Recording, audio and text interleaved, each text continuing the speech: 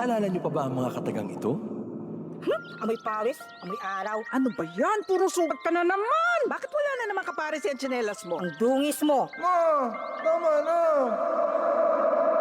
Ayos lang, di ba? Masaya naman tayo naglalaro sa kalye ng sipa, patintero, agawang base, habulan, jolen, trumpo, text, at marami pang iba. Some Filipino games just show how creative we are. All we need are players and nothing else. Ang saya balikan ng ating kabataan. Kain, Tulog. laro, laro, at laro. O ano, game na? Pagkabilang kong 3, nakatago na kayo! Yan ang Pinoy kultura because our culture is cool. Maging fuel efficient sa wastong pressure ng gulong at pag-set ng thermostat ng aircon sa katamtaman o hindi bababa sa 22 degrees Celsius. May savings ka na aabot sa 5%. This is a public service announcement from the Department of Energy and this station. Time to celebrate kulturang Pinoy. Tradisyon, musika, sining, literatura at iba pa. Anything and everything fun and Filipino. Ito ang Pinoy kultura. Ang abacada, sounds that make up Tagalog words, pagbigkas at pagsulat ng mga titik o letra sa Tagalog, the basis for our national language. Steam It, Panahon TV, Tagalog Lang, Metro Scene, and Wiki dig into its evolution. Records start with the baybayin, the alphabet used by the early Filipinos in the 1600s. From the Tagalog root word baybay, meaning to spell, baybayin was apparently derived and influenced by Indic and Javanese scripts. There was also the alibata. Paul Rodriguez Versosa named that in 1914. Was based on the Arabic alphabet from the Maguindanao Moros, but was modified when the Spanish came. The Spanish introduced the Latin and Spanish alphabet called abecedario, the original alphabet of the Catholicized Filipinos. You could say the Romanized version of Baybayin. Then the Americans came and introduced the English language and its 26-letter alphabet. Because there was fear of losing the abecedario, the government ordered the adoption of a Tagalog-based national language. They also wanted a dictionary and grammar book. That's where writer and former Senator Lope K. Santos comes in. In 1939, he developed ang Balarila ng Wikang Pambansa. Abacada became the national alphabet from 1940 to 1976. Noong 1976, ang Department of Education, Culture, and Sports ay nag-issue ng revised alphabet. Dinagdag ang mga letrang C, CH, F, J, L, N, Q, R, R, V, X, at Z. They called it Enriched Alphabet or Pinagyamang Alpabeto. More tweaks follow, and in 1987, the Filipino alphabet was published yet again with 28 letters. What you'd recognize is our modern alphabet. 26 letters from the Latin alphabet and the Spanish N or Enye and NG or nang.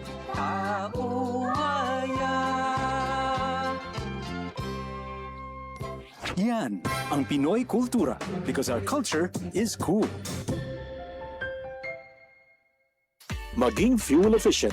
Planuhin ang bawat biyahe para iwas traffic. Mag-carpool para sa mababang carbon footprint at emission. Tipid na pamasahe, may savings ka na aabot sa 10%.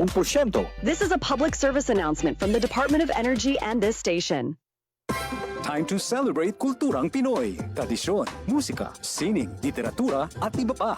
Anything and everything fun and Filipino. Ito ang Pinoy kultura. Alam mo ba kung ano ang mambabatok?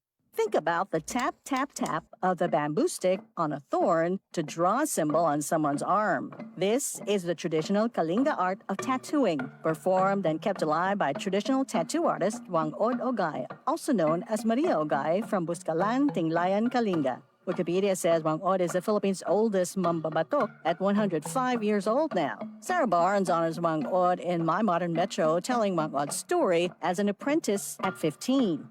Breaking the norm, learning the mambabatok tradition that used to be taught only to men. The art began with the indigenous Butbut warriors, headhunters, who got tattoos with special meaning, usually after a kill. But for women, the art portrayed standards of beauty. Wangod recalls her friends covering her arms and legs with tattoos she still wears proudly. She mixes her ink from pine soot and water and has hand-tapped tattoos on bodies of people from all over the world. Wangod inks a design that carries symbolic meaning meanings specific to the Mambabatok culture. Thousands come to make the long journey to get inked by Wangod. Discovery Channel featured her and her art in 2007 on Tattoo Hunter, bringing Kalinga art to a global audience. The National Commission for Culture and the Arts honored her with the prestigious Dangal ng Haraya Award in 2018.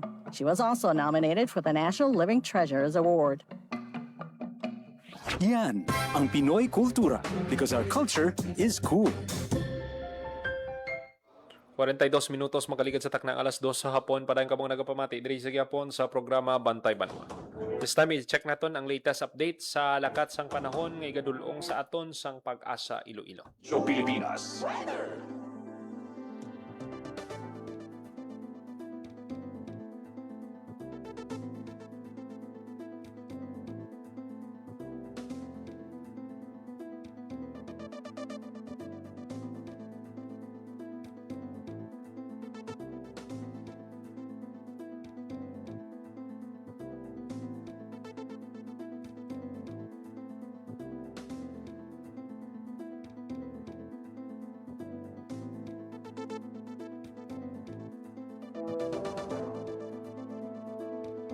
Magpupunta sa piyak nga linya Pag-asa Weather Forecaster Leonor Silvestre. Ma'am, welcome sa Radyo Pilipinas. Maayong hapon.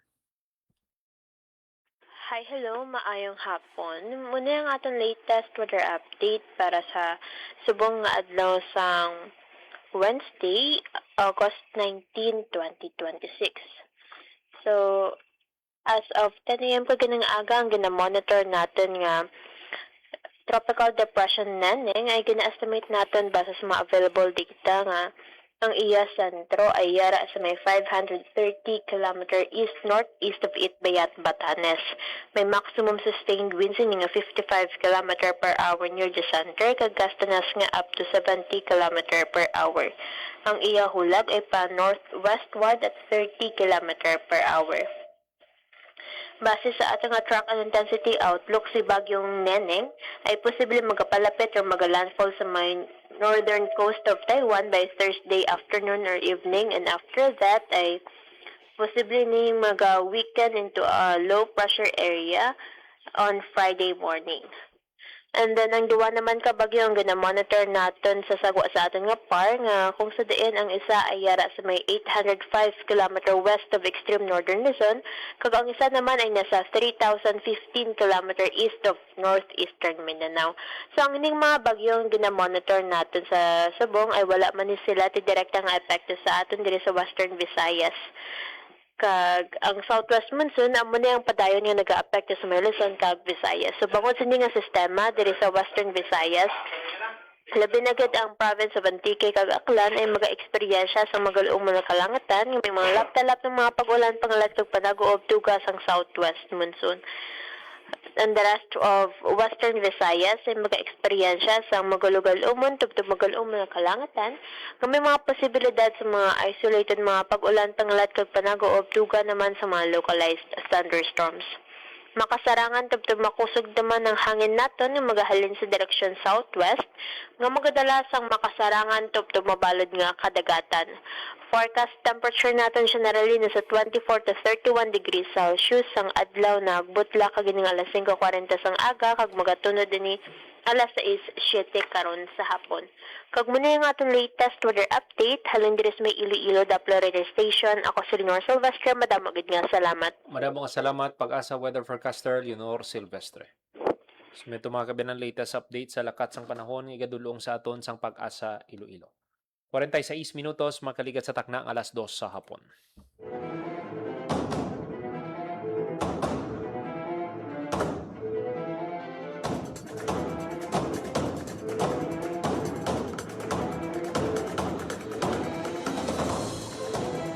Sa ibang panaton nga balita, nagpanugyan si DepEd Secretary Sunny Angara sa mga ginikanan nga bantayan ang mga kabataan, kumustahon sila kag tagaan gid sang tiyempo.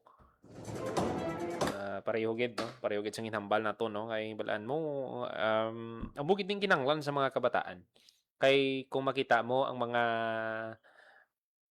ginikanan bala nga malayo ang buot nila sa bata, lain ang sense of security sa mga kabataan kung maayong relasyon nila sa ila parents.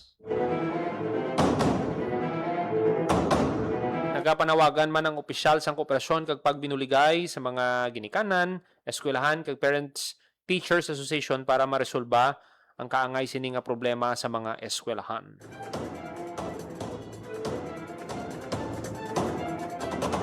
Nagsugtanay man ang DILG kag DepEd nga babaskugon ang seguridad sa sulod sang mga eskwelahan. So kay Secretary John Vic Remulla kalakip sa mga ginaduso ang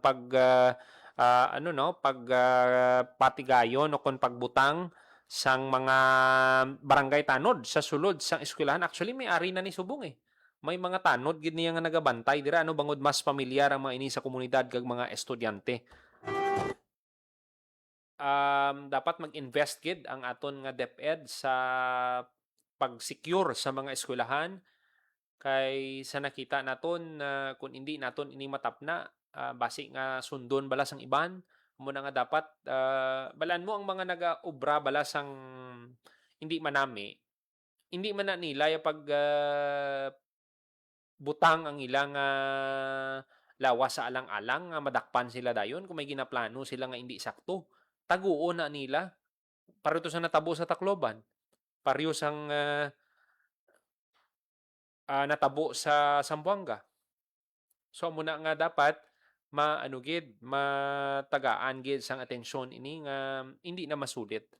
Kay nagahatag ini sang pagkabalaka sa mga ginikanan kag sa mga kabataan ni trauma gid sa mga kabataan. Imagine bala ikaw to wala ka na naiguan sang bala pero ato ka kita mo kung paano gintiro ang maestra ang isa to ka bata sa estudyante ikaw nga nakakita matrauma ka amo na nga ti kinanglan gid sang psychosocial debriefing para sa mga kabataan nga dira sa Ateneo de Zamboanga.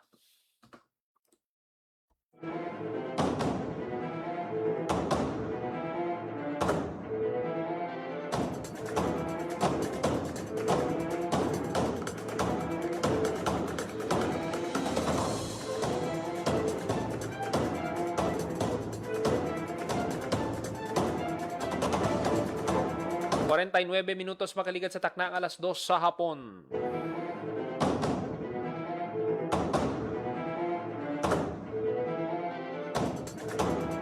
Kung makita ninyo subong naghugot ang seguridad sa mga eskwelahan, antes ka magsulod gina-check ang imo bag which is nami ng security posture nga ginapakita sa mga eskwelahan. Kapay pa nga masustain, pwedeng natabo abi kiti sa salakyan, yung tago lang siguro, muto nga nakalusot. Dapat i-check gid sang mga security guard ang salakyan. Hindi nga pasugtan lang kay kung may ginahimo ka nga kamalamalahan, sigurado gid makalusot kung hindi pag i-check.